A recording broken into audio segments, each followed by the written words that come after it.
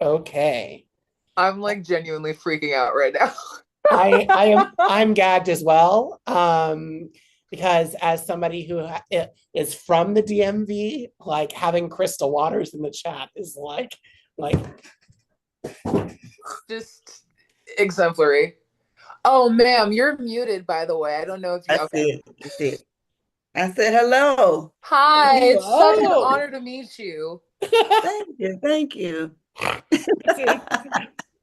I I must say earlier today when Lo texted me and was like, "Hey, by the way, Crystal Waters is confirmed for today." I was like, "Stop lying to me! Like you're lying to me right now. Like That's a pretty this is a crazy stick addition. joke." I was surprised too because I thought it was tomorrow. They were like, "Oh no, you're gonna do it today." Oh, okay. Let's do it. Um, well, thank you so much for joining me. I am a fan of both of you. Um, Obviously, FemHouse as an organization tries to pull people together within the community to help provide resources for femme and gender non-conforming artists, or just people who are interested in getting in the music industry just in general. And so having two legends in their own right join me for an Ask Me Anything for the community is truly a treat. I'm sure more people are going to file in over the course of this. But for those who are in attendance, hello, happy Pride. We're happy to have you. Um, just a quick introduction for our two guest panelists for this Ask Me Anything. Um, First and foremost, we have Ms. Crystal Waters, who if you don't know her name, girl, you know her voice. We are talking Gypsy Woman, she's homeless, 100% pure love. Honestly, one of the most iconic voices in dance music. And must I say, Howard University alum. And then, in addition to that, we have one of the youngest shining stars of electronic music at the moment. Every single time I've seen them DJ, they have completely blown me away with their sound design, their vision, their unique attention to detail. We have the bass baddie themselves, more Kismet in the chat. Um, Thank you so much for joining me for this. Absolutely. Thank you so much for having me. It's a really immense pleasure to be here. I thank you so much for having me. Um, so the way this is going to work is I'm going to enable the chat settings so that everybody can put their questions in the chat. Okay. Um, I can never seem to get this right. It's like Zoom does not make this easy. No, Da-da-da-da. they do not. Okay, hosts and panelists. Everyone. Okay, cool. So it should be enabled for everyone. If you can drop in the chat who you are, where you're from, as well as your Instagram tag, your artist name, what have you, we would really appreciate that because here, community is everything. So go ahead if you are here for the AMA, drop something in the chat for us. And then I will put this webinar chat over off to the side. I think everybody can. I think everybody can comment. Oh, Let me see. here we go. Hold on. There you go. Yeah. Okay, cool. Go ahead, drop something in the chat. Yes, okay, cool. We got it going. Awesome. Cool. Um, well, really quickly, I figured I would give you two the floor to just, share a little bit about yourself, your journey as an artist, um, And maybe just as an icebreaker, like your favorite type of sandwich. Ooh. I'll let Crystal go first because I Are you have a very gonna- controversial answer to that.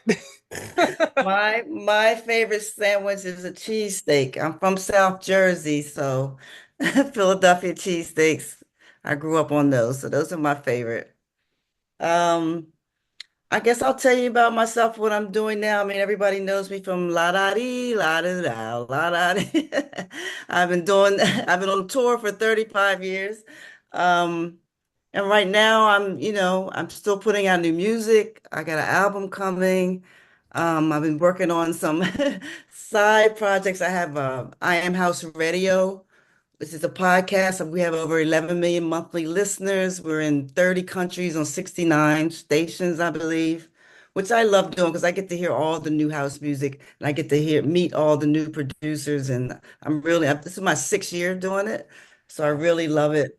I'm also doing I Am House Orchestrated, which we're taking we have like the 22 best house tracks and we're putting it to orchestra with all the original singers, which has been so much fun, so creative, and everybody's enjoying it. I'm planning another one, anniversary in New York, November 19th. We're also planning on a tour. It's all coming together. What else am I doing? I got a documentary coming out. I'm working on a TV series.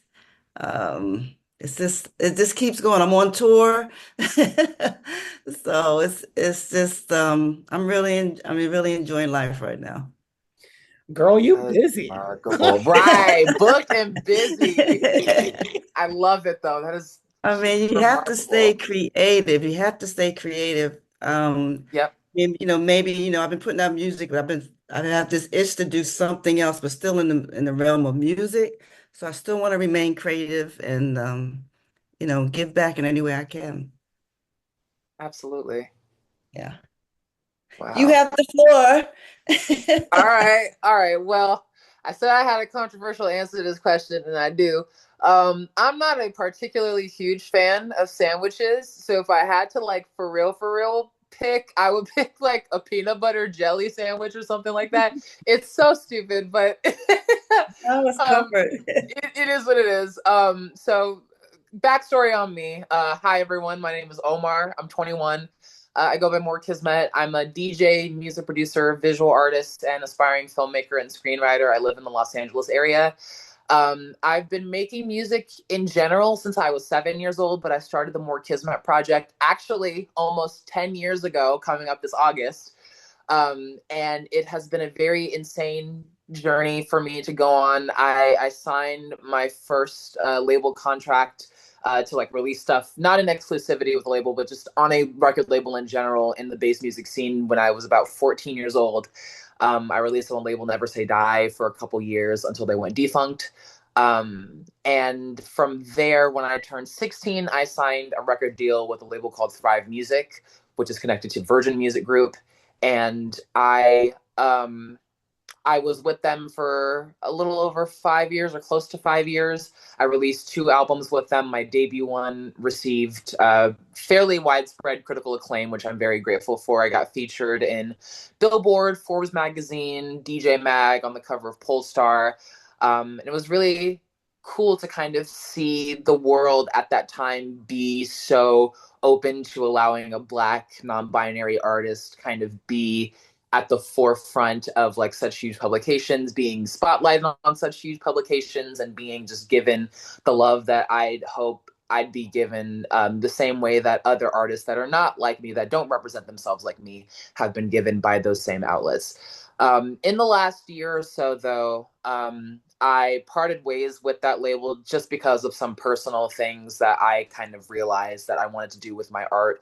I realized that making dance music for the rest of my life was only going to stifle me creatively if I didn't find other ways to take the aspects of what I've created in dance music into other spaces and find a way to evolve my sound by way of meshing the two together. So for the last year and some change, I've actually been working on a mixtape that combines the sonic aspects of dance music and electronic music with hip hop and R&B and indie folk, and it's been, culminating into something really special that I'm very excited to share with people at some point. But yeah, I have a couple minor tour dates coming up over the next few months. Hopefully I want to get some more on the books so that way I can see some more beautiful people, beautiful faces, meet new people, and share the new music that I've been holed up in my house working on. So yeah, that's it about me.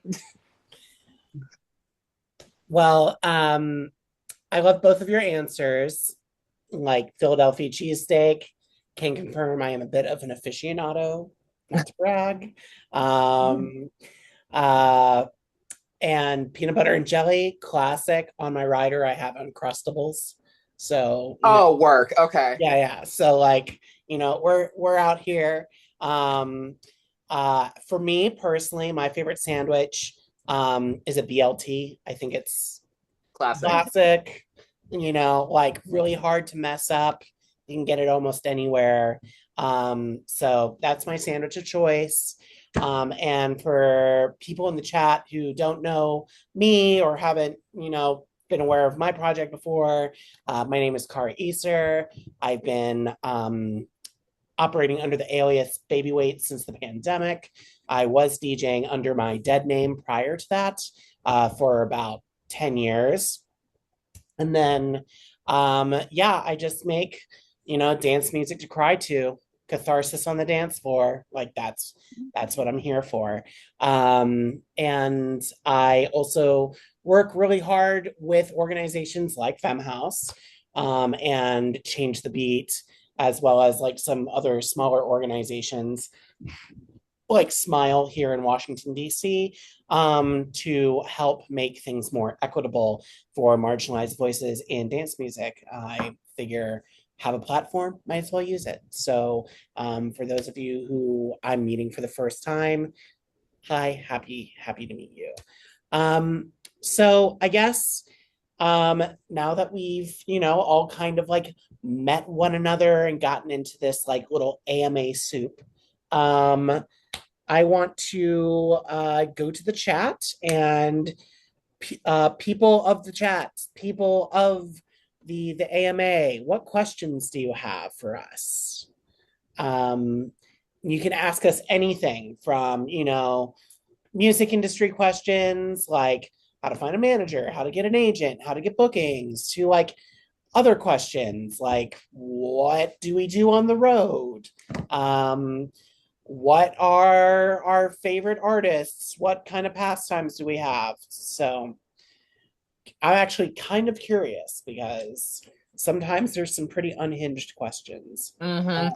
That's why whenever I do AMAs on my story, I always put in parentheses within reason, because I know people sometimes tend to have some very unhinged questions that I don't feel entirely comfortable answering. So I'm like, y'all better think very hard about what you want to ask me first, and then I will happily answer it. It does look like we have people from all over.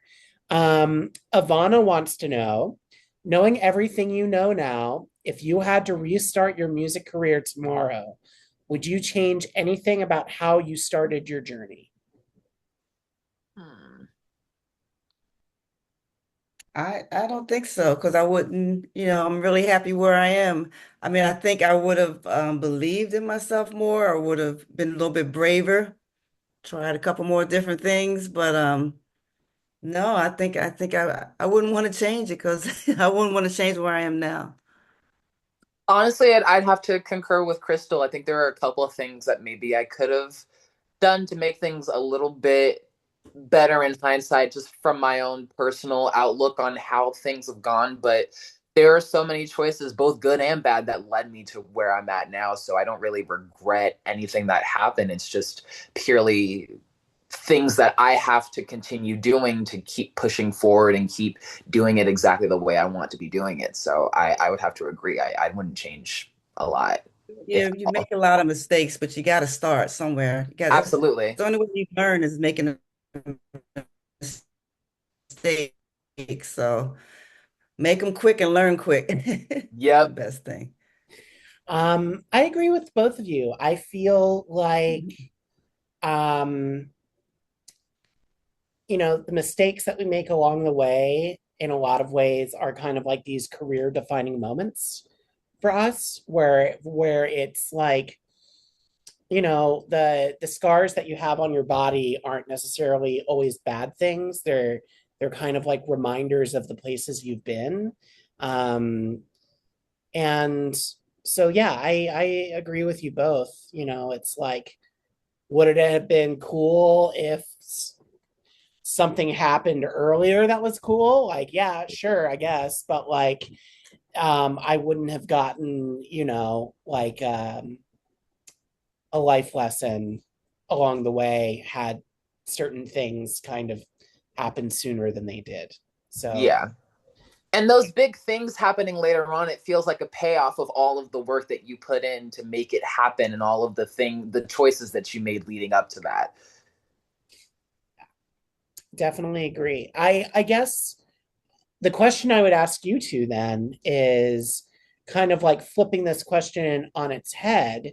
Like, what would you say is the one moment over the course of your career so far where you had a lesson that like helped define your trajectory moving forward in either like in a positive way, negative way, doesn't matter, just something that like really kind of put things in perspective for you? Honestly, for me, it would be like having gutted my whole team and having to like start anew. Because leaving my label and then firing my manager, who ended up becoming the A&R at the same label, like not too long after I had signed with them, it was just like, okay, I know kind of where like so-called allegiances lie here. I'm not really being properly protected or fought for here anymore. I need to make sure that I'm protected and that I can make the decisions that I need to make to further myself along. And making that decision, yeah, it's been hard trying to kind of rebuild everything with new people who don't really have the extent of which they understand the project is from the outside prior to being brought in by me. But slowly but surely we're working up an understanding of like how this operates, the things that I want to do, the goals that I still have yet to accomplish, and we're working towards those bit by bit. And I wouldn't have had that if I hadn't taken the leap to kind of just be like, y'all aren't really fighting for me anymore. I have to leave. I need to leave. So I would say that that was kind of what it was for me. Making that decision, as hard as it was ultimately a good thing in the end. And I'm still, telling myself in my head, I'm like, stay where you are and keep fighting and keep doing what you're doing, because otherwise it made no sense for you to leave if you're not going to continue advocating for yourself and fighting for yourself after you made that decision. Yeah, I was going to say kind of the same thing. Knowing the people, trusting people. Mm-hmm. And when you have a lot of people around, you're in this bubble. And then when the bubble pops, say like when the major label went away, Yep. seeing who was really there, who wasn't there, and finding out the true stories that were happening behind the scenes. And basically, like you said, starting all over and having to build those relationships between me and these people. Now, instead of going through my managers, I got rid of my manager too, and the label. For me, learning how to actually do it myself and making those relationships myself Yep. and building, because I had to basically had to start when the label left. I didn't have a production team anymore, so I basically had to start all over and build that all up again. Yeah. And that's when you realize you can't trust everybody, and Mm-mm. you have to you have to know what you want and stick to it and believe in it, and then everything will come to you. So it's kind of a character build, I think. And that's when a lot of people, we've seen a lot of people crash and burn, with the drugs or just they just disappear. Yep. And that just, this business wasn't for them. So for me, I remember the same type of thing you're talking about and just staying at it, and I'm still here. So that Yep. was over 15 years ago. So Wow. yeah. Yeah. um thank you for sharing that. I have also similarly have had, you know, previous teams where it didn't work out. And Mhm. I would think in those moments, it's like, I think it's important for us to recognize as artists when um when we've come upon a moment where it's time to leave the a safety net, or like a zone of a comfort zone, and leap into something new that is scary, but could ultimately take you in into a more positive direction, or give you some new momentum. Um, and like that's not an easy decision to make a lot of the time. No. I don't know if y'all feel this way, but like my manager and my agent, in some respects, are as close to me as family. And so sometimes, you know, it's like when you come to that moment, that realization, it's kind of like telling a brother or a sister, or, you know, like a cousin or something, like, hey, I love you, but you know, I think I need to start. Time to go. Yeah. Right. And it can be difficult. You know it's time. It's this, you hold on as long as you can, but at some point you know in the back of your mind that this isn't working. We gotta Yep. That's um exactly the way it was for me. I had been working with my manager at the time from the ages of 12 to 20. And the exact day, I had already had feelings before, but like Crystal said, I was kind of trying to hold on for way longer than I should have. But the day that I realized that, I was like, okay, yeah, no, I'm like officially done. I was basic. My mother and I live with my mom, because I'm 21, so duh. But my mother and I were being forced to move out of the apartment that we were living in at the time. This was about a year ago in LA, and we were being forced out of the house we were living in. I called my manager to ask him for help, to figure out what we could do financially to make this, to try to make this work, to figure this out, to make things more comfortable again, but also just to ask him for help with the move. And I called him, and he basically just snapped at me over the phone. And I'm like, I don't know who this person is. This is not the person I met when I was 12, 13 years old. You can miss me with that mess. And at that moment I was just like, okay. I hit up my attorneys and I was like, I need to leave. What do we do here? And that was that. I don't because the thing is, I fully agree, you should feel as close to your team as you would with family, but at the same time, all of you have to come in with a mutual understanding that it is a passion project that has turned in a very large capacity into a business. And if you are not all on the same page in how you want that project and that business to grow organically, then what is the purpose in y'all even working together? If you're not aligned on this with me, what is the purpose of you being involved in this? So, it gets to a point.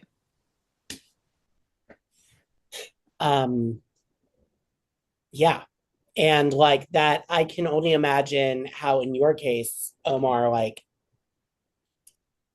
because you did kind of like break into the scene at such a young age, Mm-hmm. how that relationship between your manager, um, you know, would be colored a certain way, because like this is literally someone who knew you since you were, I I don't want to say a child or a toddler, but like since you, I'd say toddler, but like I yeah, was I was still relatively young. Yeah. It's adolescent. You were a teenager. exactly. Yeah. I was very young. I would argue that I was very mature for a kid my age, but there were still a lot of things that I didn't know yet. And so the parts of which I knew I couldn't trust myself singularly on, I was putting trust in those adults to, help me make those decisions for the betterment of what I was doing.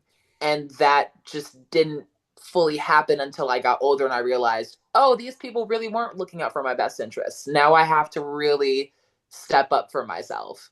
And I would argue, when you are dealing with a much younger artist like you were at that time, like it becomes even more paramount, even more important to be um protective of the person you're managing, Yeah. and um like intentionally listening to what their needs are, Yep. especially if they're making you money. Like it's the wiggle room there is like next to zero.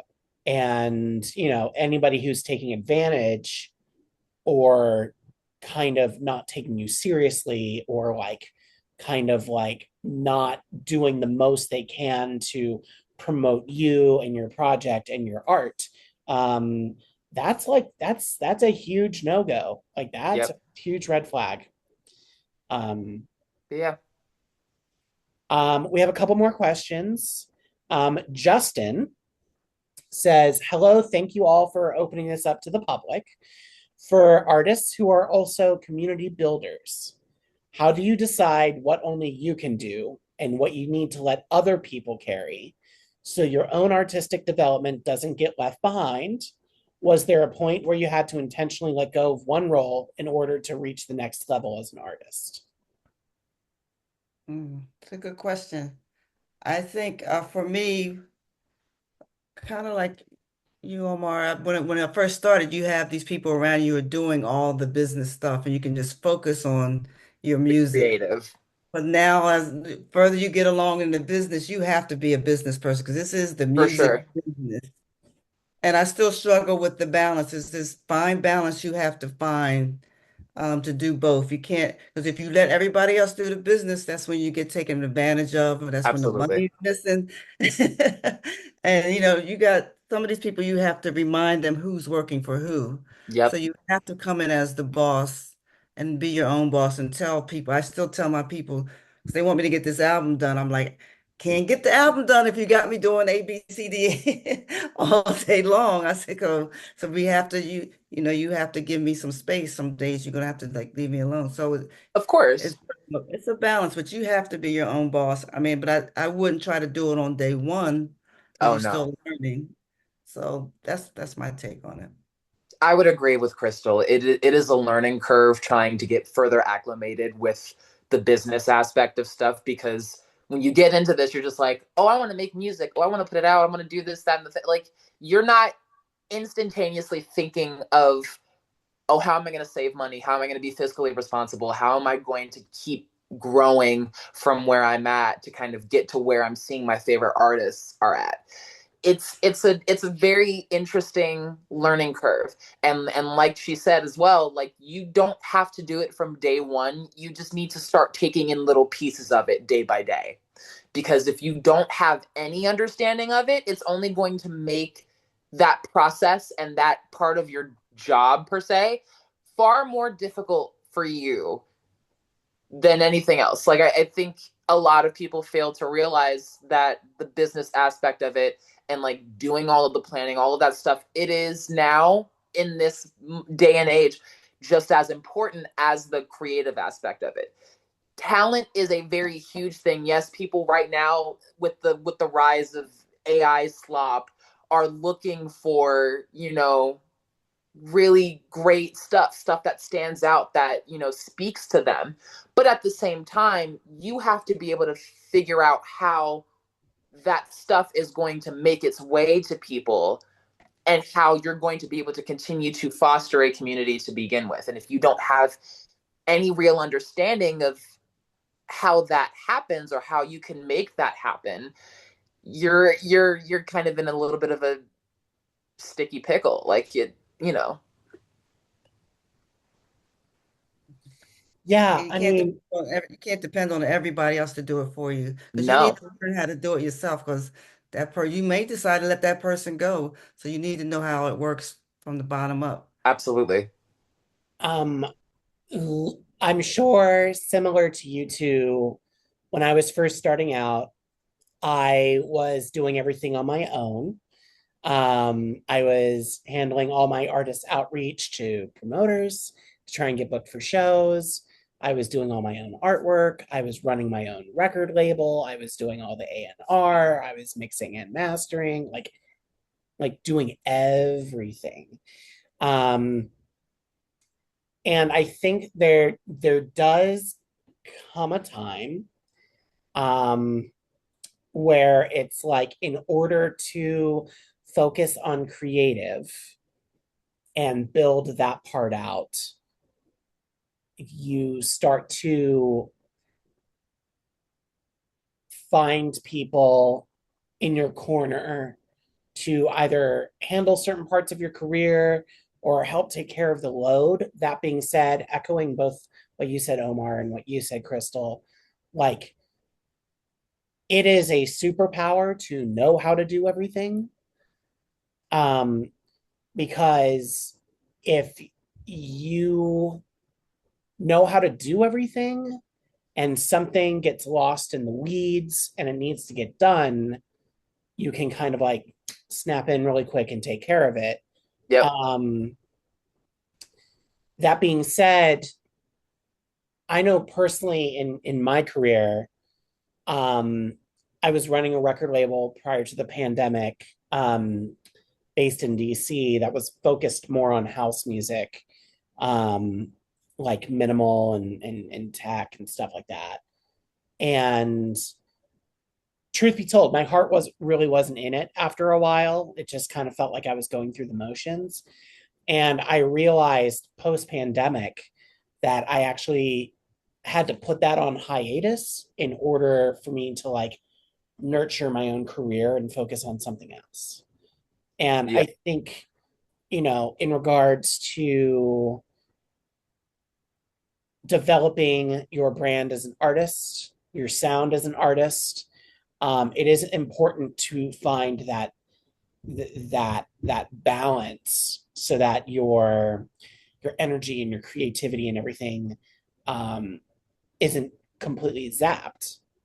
Right. Um, so, that's a very good question. Thank you, Justin, for asking it. Mason has a question. Hey, everybody, quick question directed towards anybody. Would you say there is too old of an age to try and integrate yourself within the electronic dance music scene and try to pave yourself a way to success? Oh no. No, not in the dance scene. Nope. If pop scene, don't even try. But the dance scene, these guys are out there. They're in their 50s and 60s Right. DJing. One of the biggest house music headliners, fellow skinfolk, Carl Cox. Like that man So, is rocking it. And like it really doesn't matter. You can start whenever you feel comfortable getting into it if you have the drive and you have the passion for it.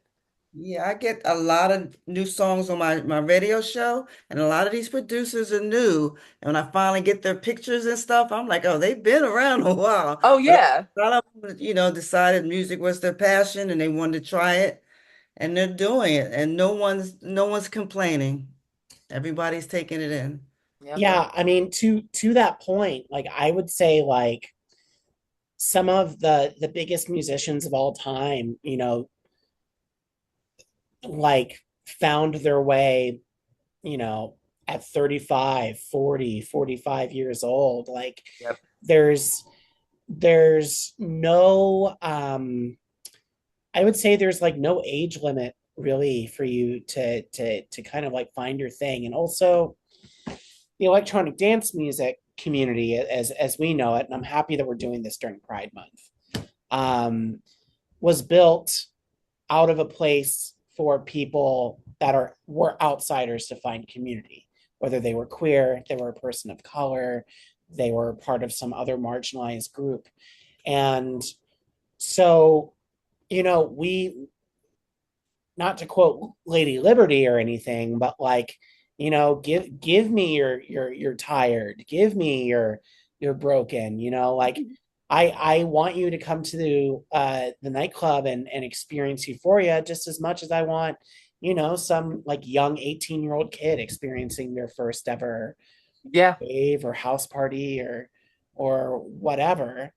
Um, in real talk, some of the best DJs I've seen in ever, like period, the end, like are in their 40s and their 50s, and they could out DJ some of these like young 20 something tech house kids. Like, you know, for there is, sure. yeah, it's like you either have taste or you don't, like you can either rock a party or you can't, like, Absolutely. You also have to know that the major labels are breaking down. The gatekeepers are kind of going away. Radio is not the most important thing anymore. So there's a lot more in lanes to have your music out there. And then there's no like if you were with the major labels, they had the age limits. That's all being wiped away now. So people are finding you wherever you are. So that's you Absolutely. don't have to worry about that anymore. And I Nope. think pretty soon all the major labels want you to build your fan base yourself, do all the work, and then when they see you successful, then they're gonna come knocking on your door, Yep. and they're not gonna care what if you're making money, they're gonna come. They don't care how old you are. Trust. Yep. major labels out there being like, so I heard you had a viral TikTok. um Exactly. Let That's what a me lot are give you looking for. $1 million. Yep. yeah. um yeah, like, and this is the last thing I'll say about age. It's like we still have Giorgio Moroder out here doing shows, Right. you know Giorgio Moroder, Benny Benassi, like it's a miracle, and it's really incredible that after all this time and after all of the success that they found, maybe like in their younger years, I would say, they're still finding new ways to connect with the artistry of it and with the how the scene ever changes. But because they have kind of cemented themselves as legends in this space, they still get to keep doing this, and they still get to keep finding new ways to find new love for what they're doing. So yeah, there absolutely is no age limit to this, i especially in dance music. I just saw the wizard Jeff Mills a couple months ago Oh, here in wow. DC rocking it. And Jeff Mills has to be like 60 years old at this point because he was a DJ in Detroit in the 80s. Like, Wow. so Yeah. it's just like there the too long don't read version of this is, Yes. even if you're in your 30s, your 40s, your 50s, please come out, party. Music is a universal language. House music, to to to quote to the eponymous quote, like house is a feeling, like this is this is a place for everybody. And like the moment it starts feeling exclusive is the moment where the message starts to get lost. So Absolutely. um let's see. We have another question from Ivana. She wants to know, what are boundaries you have set for yourself that have helped you as a creative that you may recommend to others? Hmm. Boundaries. Yeah, I'm trying to think. Well, I know when I first started, when I was young, just as a female, it's because it's a very male dominated business. And a lot of times you're not listened to. People would just talk to my chest. Yep. It's like, look up, I'm here right here. Yep. So you would have I would have when you say a boundary, I would have to put on this persona that I'm all business. And it's helped me even till today. I still with even with tech people at a show. Like they don't want to do this. They don't put the monitor over here. They don't. And I'm like, you can do it. You have to have this business thing, this boundary. Like you're not going to talk to me like that. I'm not stupid. Of course. That's the boundary that I think that I use the most. And a lot of it for me is because I'm female, and if you don't fight for what you want, they will talk over you and they will ignore you and keep moving. Yep. And you get called bitch a lot and whatever. But for me, that's I can think of that's the boundary I don't know if that's a boundary, so hopefully I'm answering the question correctly, but that's the first thing that pops in my head. And just not I letting people ride over you, I Yeah, I guess. think that's definitely a boundary. I think making sure that people know that like you're not going to treat me a specific way. I know what I'm talking about. I know what I'm doing, and I know what I need to make sure happens so that I can do my job effectively. And Mm, if you're going to talk down to me, I'm like, I'm going to make it abundantly clear to you that that's not going to happen. And if you do, yeah. then it's a wrap. I don't feel comfortable here. Why would I extend my energy to this? Um, Honestly, I think for me, a lot of my boundaries are like more personal. It's like more minute. When it comes to like interactions on social media, I and people like randomly hit me up. They're like, "Oh my god, I'm such a huge fan of your music. Can I collaborate with you?" And I'm just like, "I don't know you. I've never heard of you a day in my life. I don't work with people that I don't know." That's just period point blank. And then conversely, when I was signed to the label that I was signed to, they were very adamant about me not working with smaller artists that I was close with. And they were super adamant about me trying to build connections with bigger artists, which yes is a another huge thing that you should be doing, but also they weren't really helping me foster those relationships. I had to try and go and do it myself with debilitating social anxiety. The ones that I were the most connected with already were the same people that were about the same size as me, numbers wise, or smaller, that I had already built relationships with because we were in online communities for music long before I ever was in the space to be recognized by the big artists that they're trying to force relationships with. So I had to set I had to set that boundary. I'm like, no matter how much you try to get me in meetings and tell me you need to be working with Alice in Wonderland and DJ Cat, like whatever, I'm like, y'all can give me to work with those people and I will sincerely appreciate it. However, you're not going to tell me to stop working with my friends. You're never going to get me to stop working with my friends.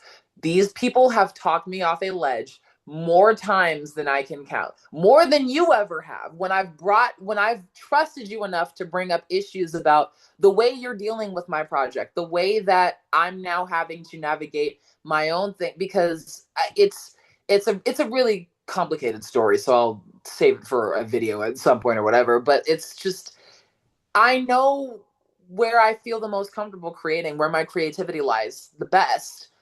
For you to try and redirect that because you're only so focused, because you're only focused on the numbers game. I'm like, I don't play that.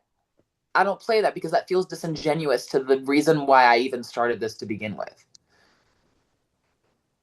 So, Good Yeah, answer. I mean, thank you. I, I think both of those are great boundaries to set. I mean, Yeah. um, there's like I think there's something to your point, Crystal. I think there's something to be said about like setting a tone with Mm-hmm. people, like, as in the sense of like, I've earned my spot at this table. This is my chair at the table. Like, you are going to respect me just as much as everyone else sitting here. Um, and like, it's so funny that you say that, like, people call you a bitch just for asking for respect, because like, if a man, like, if a cisgender white straight guy, like, said like, hey, I would prefer this, that, or the other thing, like, they would just say like, oh, that's just a person who knows what they want. That's Yeah. just, this person is just, oh, they're such a boss, they're such a commanding presence, like, Yep. But you even know question it, they would just do it. yeah. Nope. Yep. um Absolutely. it's and like, the thing about like the technical side of things too, it's like the amount of times that like I've shown up at, I remember this happened at a pride event I was doing, where I showed up and none of the CDJs had RCA cables plugged into them, which is like the most basic Right. It's thing. so that they Like, can operate. yeah. And like, these drag queens, they were finishing their performance, and like I have like maybe 2 or 3 minutes before I was supposed to start playing. Yep. And like I had just flown in, like I was literally getting there straight from the airport. Oh my God. And I went to the sound guy and I was like, honey, uh, none of your gear is plugged in up, Right. up on the stage. And he goes, oh no, it's plugged in. I'm like, That right there. To just say it offhandedly without even checking is crazy. I'm just like, um, it's not plugged in. I've been doing at this point, I think I was DJing for like 13 years. I was like, I've been doing this for a long enough time. I think I know when the gear is plugged in and when it's turning on. It's not even turning on. And he is like, well, can't you just like plug your phone into the thing? I'm like, I'm a DJ. I'm here That's to, not how that works I'm here either. to I'm here to DJ. And Anything, say anything, just not to do his job. Just, Yes. yeah. just like, And so long story short, this is kind of like the icing on the cake. Long story short, because of like all of this stuff, this person was like huffing and puffing because they had to like source RCA cables. And I started 15 minutes late because this person didn't do what they were supposed to do when they arrived on Wow. site. The person came up to me and was just like, by the way, you have like 5 minutes until until we're wrapping up. And I was like, respectfully, I have 20 minutes because that person down there forced me to start 15 minutes late. And these people came for 2 hours of music. So I'm going to give them 2 hours of music. Period. And the look on this person's face just was like, just so mad. Because I'm like, in what universe do you think you're going to disrespect me when y'all are the ones who are not doing your job adequately enough? Like, please miss me. No. Like, what? It's This like, is what I was contractually obligated to do, and y'all were the ones that made me late. Why do I now have to change up what I'm doing because you vehemently refused to help me with a very simple thing? and the crazy thing is that I know that this experience is not unique to me. It's not unique to Crystal. I'm sure it's not unique to you, Omar. Like, Oh no, it's happened to me before. yeah, this happens to anybody who is like not a white dude. Like, Yep. it's wild. Um, like if Diplo showed up to a set and was just like the RCAs aren't plugged in, somebody would be like, quick, get some RCAs. Immediately. a We need crowd would we need come. RCAs. And then to your point, Omar, like I've had similar conversations too, where it's just like some people are like, we want you to work with this person.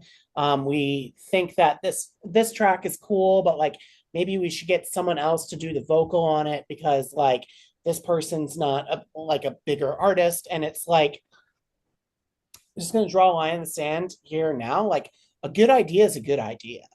Absolutely.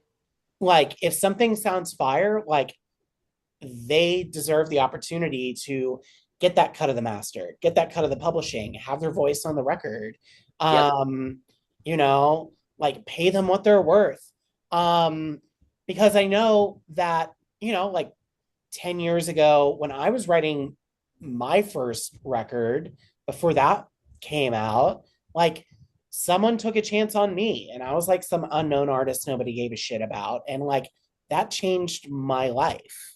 Absolutely. And it's just like, who am I to deny someone the privilege of having that opportunity as well, just because they don't have any publishing credits under their belt or because they've never released anything or like it's like you can teach publishing to somebody, sign them up for BMI or ASCAP. Like, girl, it takes 5 minutes. Like, Yep. if it's really that big a deal. So yeah, I mean, in terms of like setting boundaries, like both of those things are very important. I know that for me, the one boundary I set is like a screen time boundary. Um, I'm like very upfront with my team. It's like after 8 p.m., Hmm. like I'm not answering any emails. Like, Yep. you know, like your time to email me is from 10 a.m. to 8 p.m. And if it's not in that window, sorry. Yep. Like they're just gonna have to wait until I wake up the next day. Like that's Yep. just wait until I wake up the next day, take a shower, take my dog out, brush my teeth, wipe my ass, whatever I need to get done that morning. Um, you know, and then I'll get to it. But like Yeah. it's after 8, sorry. Like I'm off my screen. I'm doing self-care. I'm seeing a movie. I'm making myself dinner, hanging out with my mom as well because I also live with my mom, taking care of older people. We love to see it. Oh, yeah. Like it's it's like I have as much as music is my life, I have a life outside of music. And I think Absolutely. Mhm. a lot I of do, I people do don't 11 a.m. Nothing before 11 a.m. yeah, Yep. it's like a lot of people forget, I feel, and like to your point about like people coming into your DMs and being like, oh my God, and being upset because you don't respond right away or something. Like it's just like, guys, we have lives outside of this. It's like we might be, that person that you saw on YouTube once or on at a music festival or whatever, but like we still have to do our dishes, we still have to do our laundry, we still have to take the trash out. In some cases, we have kids to take care of. It's like there's other things going on, and then I feel like sometimes people forget that. And so yeah, I would say that's another boundary I set, which is just like, it's like I'm a human being. I only have so much mental and emotional capacity, just like everyone else. Like, so yeah. Of course. Mhm. Mason has a question. I think this is actually a great question. Um, because it's one that I've never had someone ask me this before. Besides making your own personalized sound that people can recognize by the music you release, what do you think makes people not succeed within dance music? I think that's anything in life. There are a lot of negative people. I've been in studios Yep. where people will sit and talk about the other artists that, oh, they ain't shit there and we can do, you can't put that energy out. For me, um, you have to you have to give everybody respect. Everybody's doing the best they can. Um, so for me, I think I see a lot of people shoot themselves in the foot. I know a lot of talented singers that can sing like Whitney Houston, but they don't have the personality. They're not nice to people. No. They're just full of ego, things like that, bravado and all that stuff. And nobody wants to be around all that. So I think that really, I see that hurting a lot of people. I would agree with Crystal there. That's a very big thing. And then also just in general, kind of attempting to be like somebody else that's already in the space. I think copying other people's sounds, trying to trend hop, thinking that that is going to be what propels you somewhere is also a really big thing. This is especially prevalent in bass music. I don't know how prevalent of a thing it is in house music, but I know for a fact it's a thing with bass music. There is a sample pack company called Shadow Samples, and they have been around for a couple years now, and they have basically in every conceivable way commodified the commercial bass music space. And almost everybody that you can think of that has kind of like a more entry level access point to making heavy electronic music has downloaded samples from them at some point to use proactively across the work that they do. And I'm just like, you have to at some point realize that like you need to be developing your own techniques and your own sound palette before immediately running to somebody else and buying stuff from them to try and figure out what that sound is for you. Because if you then start to make social media content trying to promote it, saying like, oh, I just made the song of the summer and it sounds like a demo that we would hear from that sample pack company, it doesn't really lean to a more effective like way of promoting yourself, because it's just like you're basically promoting the company before you're promoting yourself. Yeah. For me, like I agree with that too. It's like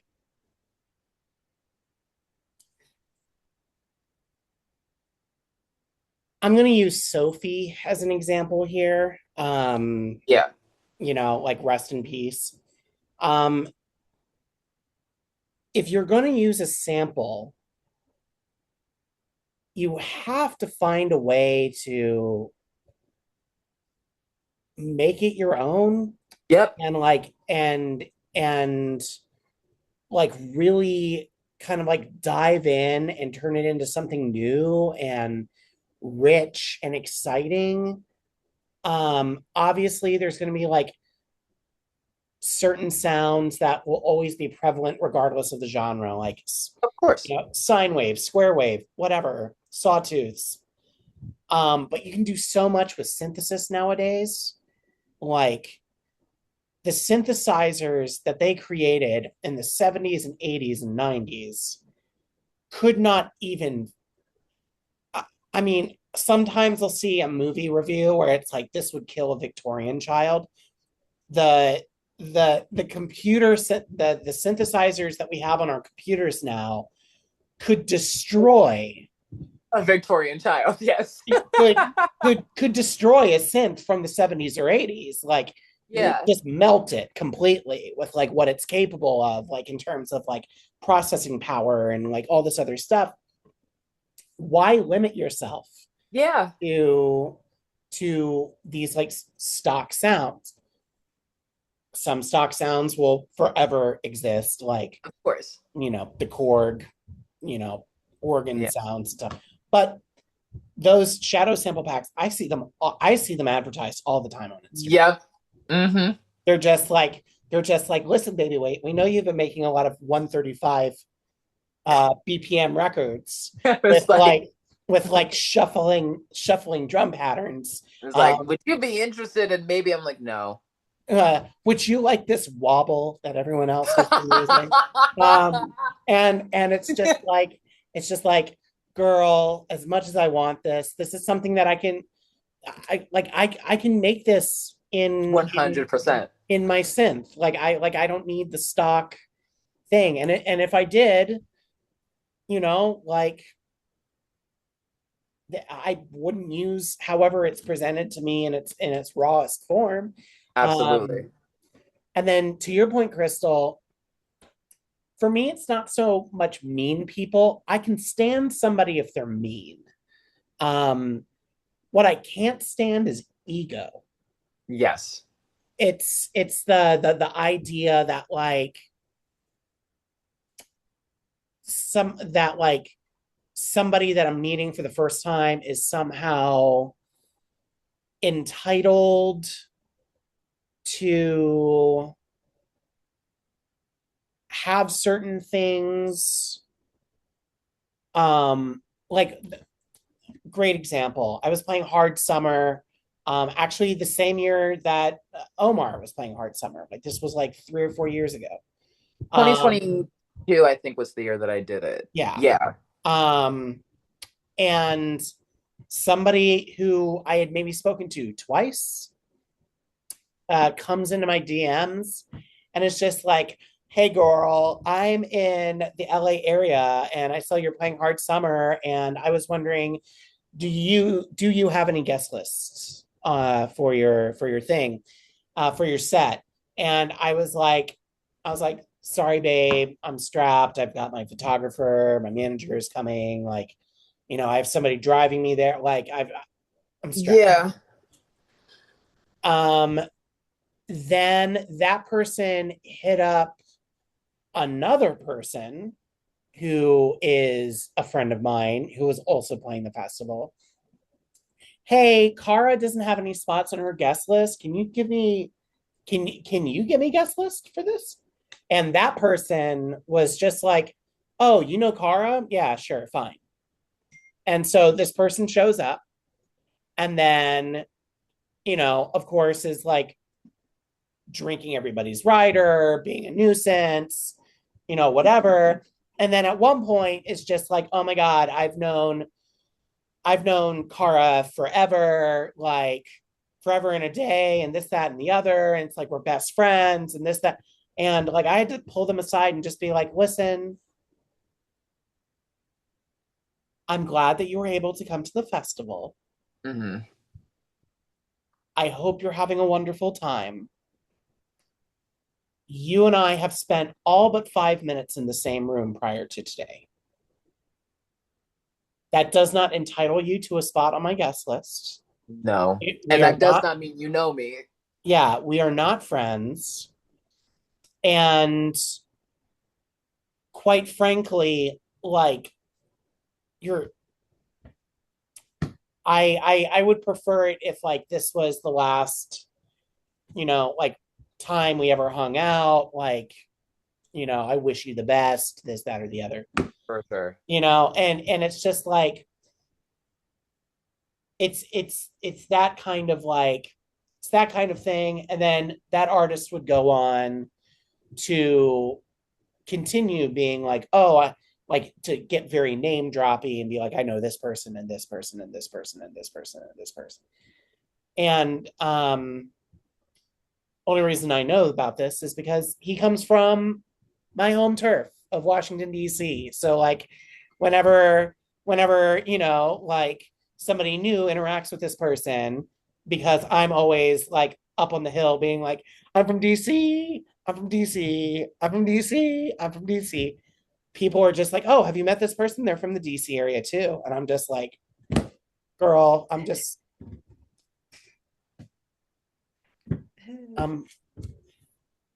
yeah, I'm fine. Yeah. So yeah, like for me, it's more so like entitlement, um, and in some ways, I would say like letting the hiccups, maybe letting somebody in and giving them a chance, and then kind of like being like, I gave you an opportunity here, and like I was willing to be cool, and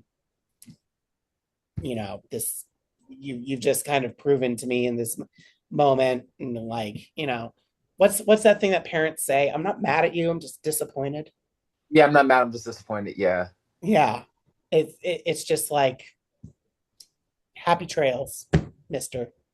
um so yeah, does anybody have any more questions for us? Just want to make sure, because I want to be respectful of Crystal and Omar's time. I think we still have a few people in the chat. We did have somebody in the Q&A. Oh, okay. Clay wants to know, what's something about doing music for a living that surprised you once you were actually in it? Mm-hmm. I think for me, my big thing was fame doesn't make you happy. It's kind of a double-edged sword thing. Yep. Absolutely. You know what? And you just gave me mine with that. Thank you, because you are so correct. Yeah, the joy is in the journey and the creativity.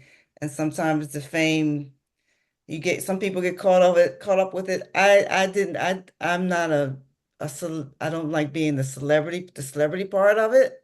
It's not really, wasn't not my personality. Um, so that, I think that part surprised me because you dream you're going to have, jets and all the nice stuff. But that's not the part that makes you happy.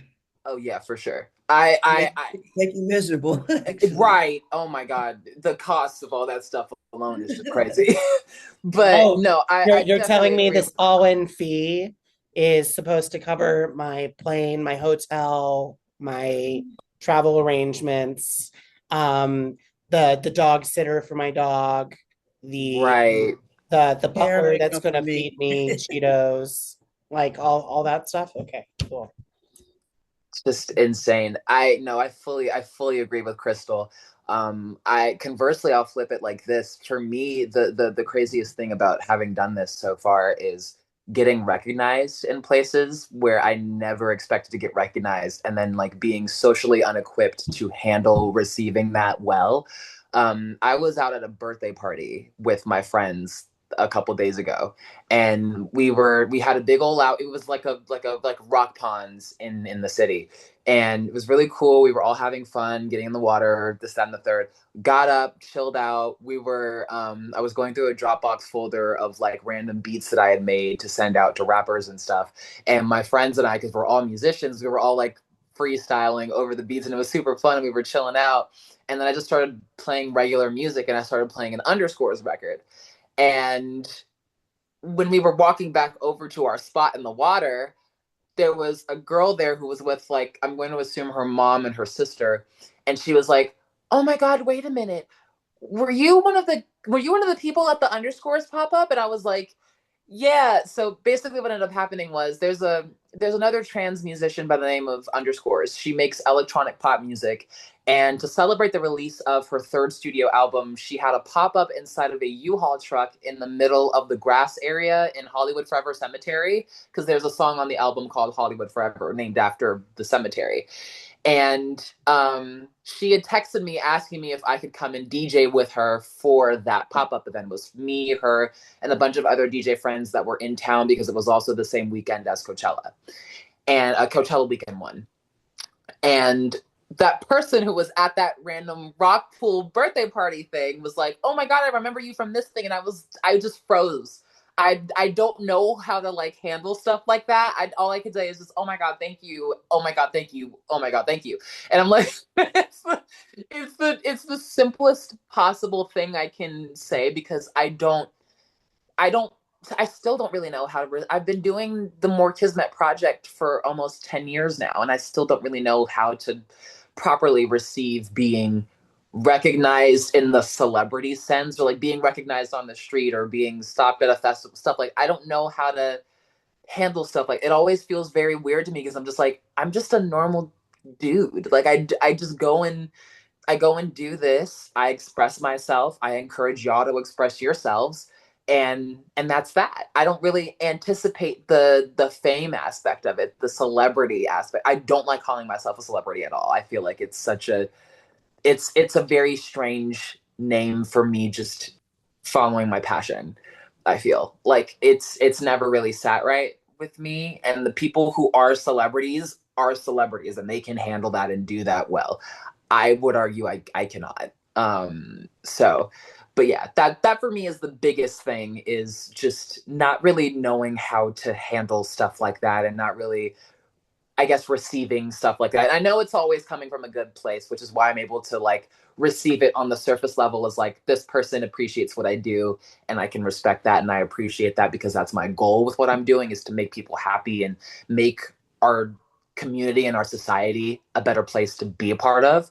um and that's pretty much it. But I can't handle like the fame, the can I get an autograph is still like, I've perfected my autograph over the last few years, because it used to be a bunch of scribbled mess. But I still can't handle that, like, mentally. It's always a hurdle for me, because I'm just like, oh, that's not entirely the reason why I got into this. I mean, like, yes, I know that comes with it, but I'm not in this to be like John Summit level big. I'm in this because I love music, and I want to make other people love music the same way I do. Um, that reminds me of a story I have that's quite embarrassing. Uh-oh. Um, I was at EDC Orlando a couple years ago, Okay. and suffice to say, me and my team maybe partied a little too hard on the last night. Ooh. And here I am, hungover in the Orlando airport, Oh no. screaming, crying kids, the whole 9 yards. And I'm in the terminal eating a Nathan's hot dog by myself, big sunglasses on, hoodie up, just like trying to block out the noise. Yeah. Some person approaches me and goes, "Are you baby weight?" And I look up and I go, "What?" And they go, "Are are you baby weight?" And I was like, "Yeah, yeah, I am." And they're like, "Oh my God, we're such big fans." And I'm like nursing the You're worst fully headache of hungover. my life. And Oh no. just like it's just like I don't even like myself right now. How can you like me? Um, and thankfully they were very kind when I was just like, listen, I'm nursing a really bad hangover and I feel terrible and I look even worse. Like I'm sweating, like Yeah, just I'm I'm going gross. through it. Yeah. So like when they were like, "Can we get a photo with you?" I was like, can I just give you a t-shirt and we call it a day? Like, can I Yeah. just like reach in here and like, give you some free merch or something? Um, and they were very nice about it. Um, but yeah, it's always strange getting kind of like picked out in a crowd. But then I realized what I look like to most people, which is this like this trans girl that looks like a linebacker, and it's just like I do stick out in a crowd. And so it's like, oh yeah, of course, like instantly recognizable. The one that really made me laugh though was Honey Dijon was just in DC. Okay. She killed it. Work. Amazing party. Was wonderful. And the, she had left for the night. The local support is closing the stage. They happen to be someone I'm a huge admirer of, so I was there supporting, like on stage, whatever, um, kind of in the background. And when the lights came up, somebody shouted in my direction, "Bless Madonna, I love you." And and No way. and No and way. and I just had to be like, "I love you too." Um, uh, just because like, didn't want to ruin that person's fantasy. But that's not the blessed Madonna. I mean, she and I are friends. I love her to death. Yeah, It's not the first time I've been mistaken for her by someone else. Won't be the fair. last. Um, Oh, I was at Coachella the same year she was in the Yuma tent, and same exact thing happened. I was walking around, somebody saw, like a white blonde girl with glasses. "Bless Madonna, I love you." I was like, okay, all right. And honestly, she's such a killer DJ and such a wonderful producer and such an amazing human. Like, I take it as a badge of honor. I'm flattered. for sure. Um, but yeah, for me, the most surprising thing for me, um, having been in this industry for a long time, is um, it's kind of related to the like successful thing. You don't realize how alone you're going to be. It's Yeah. like you play a show, you're surrounded by people who love you have all this euphoria, you have all this energy built up in your system, and then it's 3 a.m. in the morning, you get back to your hotel room and it has nowhere to go. Yep. And so, for me, I've had to learn over the years, like I've had to come up with like a ritual to like bring myself down so that way I don't have like a panic attack in the middle of the night because I'm just filled with anxious energy. Um, and it's like that's the side of things that a lot of people don't see. They just see the artists performing, they see them interacting with people. The stuff that happens behind closed doors, that's the Nobody stuff I really never knows. never would have considered. Yeah. And it doesn't go away. Like it, and the higher up the food chain you get, I feel, the more, The lonelier you'll end up feeling. yeah, like the more space there is to fill up, like it, like in terms of like, you know energy and stuff like that. And I've had to learn to be very protective of my Of course. energy. So yeah. Anyway, haven't been on a private jet yet though.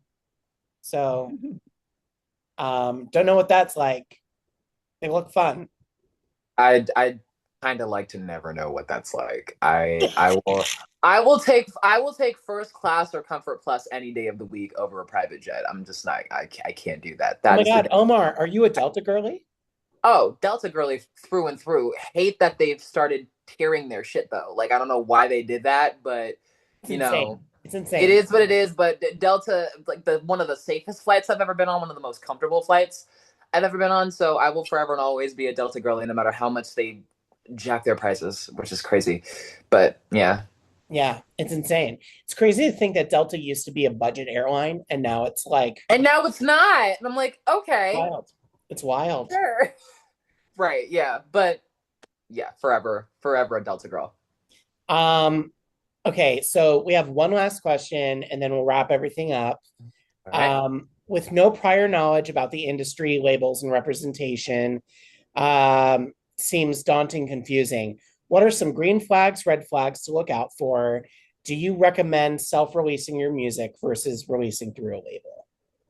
Self-release all the way, at least until you kind of, like Crystal mentioned earlier, get yourself to a point where you could foster your own distribution deal or relationship with a label on your own terms. But I would definitely agree with self-release as being the move. um, Green flags, look for building relationships with people that you know would never lie to you, that you can trust and that can trust you.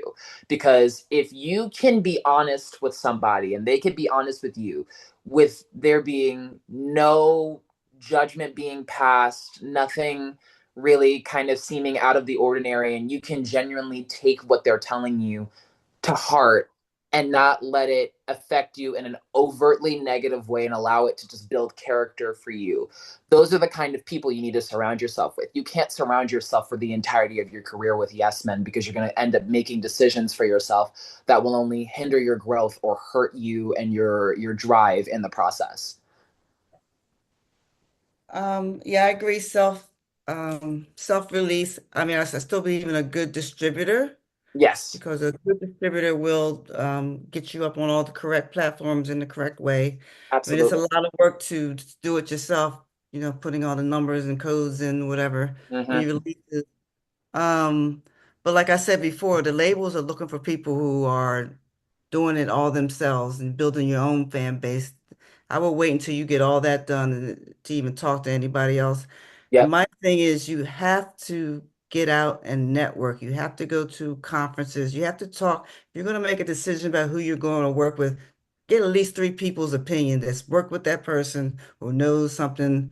You gotta do your research, not Google research. You gotta No. talk to people who have worked with those people or know somebody that's worked with these people. And when you get a couple, the green flags is when you get a couple good yeses, like, yeah, that's the one, that's the one. Oh, absolutely. But yeah, you have to get out there, just these little tiny conversations. You just never know who you can be. People go to conferences thinking they're going to meet this one person who's going to make them a star. That rarely happens. But the conversations that you have, maybe 6 months down the road, you'll have some information that you can use or somebody you can work with. So, I mean, that's my advice. Absolutely. Yeah, I echo a lot of those things.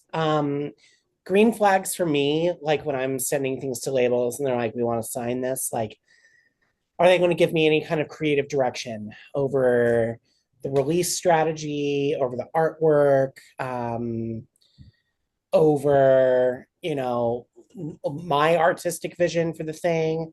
Or are they just going to treat me like just another release in the slot for the year? Am I filler? Um, and so I've kind of like taken time to like look out for labels that I know for a fact will kind of like let me create the kind of, videos and art and stuff that I want to create to like coincide with the release and with the music. Um I would say a huge red flag.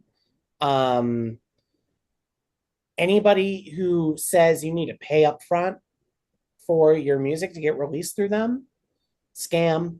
Wouldn't do that. Most reputable labels have budgets set aside to help market your music, to help get your music in front of the right eyes, to help Yep. promote your music. Like, um, and it's like some of those are what they would call like recoupable costs, where it's like up against, the take home through your master and through royalties and things like that. But Yeah. any label that's just like, oh, we want to sign this, it's going to cost like $250 if you could send that to us via Venmo. Like, no, that's like the equivalent of somebody saying like, they're the cousin of an Arabian prince and their family is in trouble, and like that. Don't fall for that. No. Similarly, I would say if you're going to self-release, I would say there's no better time to than now to get into self-releasing your music. 100%. I will say there is some truth to what Crystal said. Finding a really great distributor, um, makes a huge difference. Um, I would just say, if you're going to self-release music, make sure it's music that you're passionate about and not just music to put out just to put things out and get your name out there. Um, because ultimately, like I'm sure both of you have had this scenario where it's like maybe you put something out and you were kind of like half and half on it, and looking back on it, you're kind of like, uh, take it or leave it, whatever. Um, I know I for sure have had a couple of songs that are like that. And, it's like if you're not sure about something, trust your gut. Like just trust your instincts. Like very rarely is the universe trying to point you in the wrong direction. So it's like, you know, if your spider senses are tingling about something, listen to them. Trust it. Yeah, trust it. Um, but yeah, I mean, there's so many avenues to release your music nowadays. You could honestly set up a band camp today and release your music on Bandcamp. Yep. Like That's a big one. there's nothing stopping you, You can release music through SoundCloud now. Um, there's other distributors called Proton, for example. Like Proton has like this weird arrangement where like they take like a certain percentage of the master, but like aside from that, you take everything, and it's very easy to use. I mean, there's so many platforms out there. Um, I will say, because the idea of doing everything by yourself has been brought up a few times. Um, don't let the pressure of feeling like you have to continuously put things out on social media, like, or make content just to make content. Um, don't feel don't let that pressure push you into doing things that are like not your vibe, not your style, not your brand, because like